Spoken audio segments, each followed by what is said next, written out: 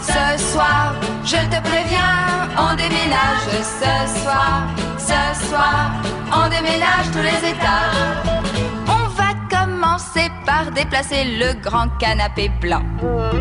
On continuera par enlever tous les guéridons. Un petit thème d'introduction pour Nathalie Clément. Quelle introduction. Superbe. Parce qu'on va parler déménagement. La saison estivale est arrivée hier soir, 17h34.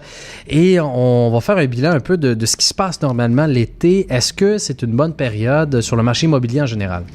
Oui, ça fait 5-6 ans qu'on observe la tendance.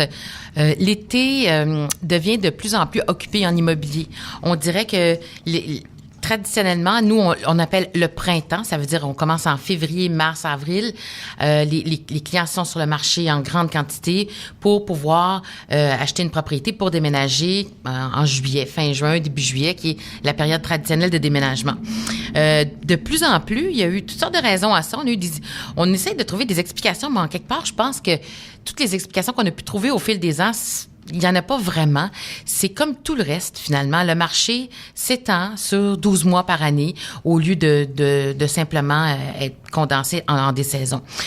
Actuellement, il y a beaucoup votre génération, là, dans la trentaine, qui sont sur le marché.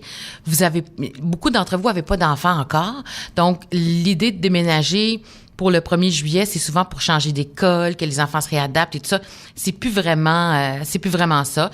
Donc, les premiers acheteurs achètent leur propriété, puis après, ce sont les deuxièmes acheteurs qui ont vendu une propriété, qui vont être à la recherche d'une autre propriété plus dispendieuse. Mais avec les vacances, parce qu'il y a beaucoup de gens qui quittent, justement, les enfants sont pas à l'école, autres, est-ce qu'il y a autant de visites? Est-ce qu'il y a autant d'intérêt? Parce que là, il y a la piscine, il y a les terrasses, on a la tête un peu ailleurs aussi, là. Oui, sauf que c'est pour les acheteurs qui n'ont pas trouvé, c'est le meilleur moment pour voir des propriétés. Les jardins sont beaux, les terrasses sont aménagées, les maisons sont souvent à leur plus beau pendant l'été. Tout le monde est plus relax, tout le monde est de meilleure humeur, c'est plus facile, on n'a pas enlevé nos bottes, on n'arrive pas dans des bancs de neige. L'été, il y a deux sortes de clientèle, c'est un peu les extrêmes. Alors, on a par exemple, les Européens qui vont venir l'été, qui vont décider de s'acheter un appartement à Montréal. On a les gens qui viennent installer leurs enfants, qui viennent étudier dans des universités montréalaises, qui vont acheter des appartements. On se retrouve souvent avec des ventes de propriétés très chères, par exemple dans Ville-Marie puis dans le Plateau, et des ventes de propriétés, des appartements petits et pas trop chers pour des gens qui veulent acheter, par exemple, pour leurs enfants qui viennent étudier à Montréal. Donc, puis il y a beaucoup de personnes qui ont, par exemple, tenté de vendre leur propriété par eux-mêmes pendant la saison du printemps, qui n'ont pas réussi et qui vont se tourner vers nous en disant, là, je veux vendre. Là. Vers les agents, finalement. C'est vers les courtiers immobiliers. Alors, nous autres, on va faire de la mise en marché et la clientèle est toujours là l'été. C'est ça qu'on fait. L'été, c'est plus tranquille dans le sens que, je vous dirais, il y a moins un gros bassin d'acheteurs, mais les acheteurs qui sont là sont des acheteurs sérieux. Et est-ce qu'on a de plus en plus, parce qu'on en avait déjà parlé dans le passé, dans certaines chroniques, des gens qui veulent louer leur appartement l'été. On sait que le Airbnb, en tout cas, est très populaire, particulièrement sur le plateau Mont-Royal, mais de plus en plus de gens qui font appel à des courtiers pour louer des appartements pendant une période X. Est-ce que l'été, justement, avec la période des vacances, vous recevez de plus en plus d'appels? C'est-à-dire que nous autres, on va louer des propriétés à long terme. On fait pas des locations à court terme.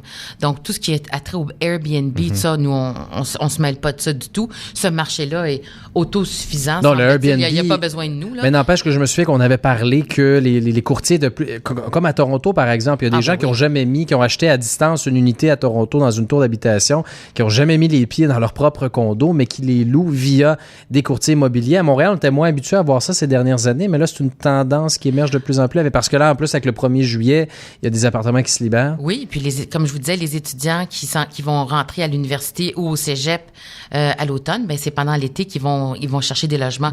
On loue des logements. Oui, ça fait partie de ce qu'on fait, nous. Et est-ce qu'il y a des bonnes ventes à faire en général pour le vendeur? Est-ce que c'est une bonne période de négociation? Oui, je dirais que oui, parce que, premièrement, c'est plus relax pour tout le monde, déjà. Le fait qu'il y a moins de... On peut aller négocier sur la terrasse, là, avec les pieds dans le sport. Quand même pas. Non, mais je vois l'utile à l'agréable.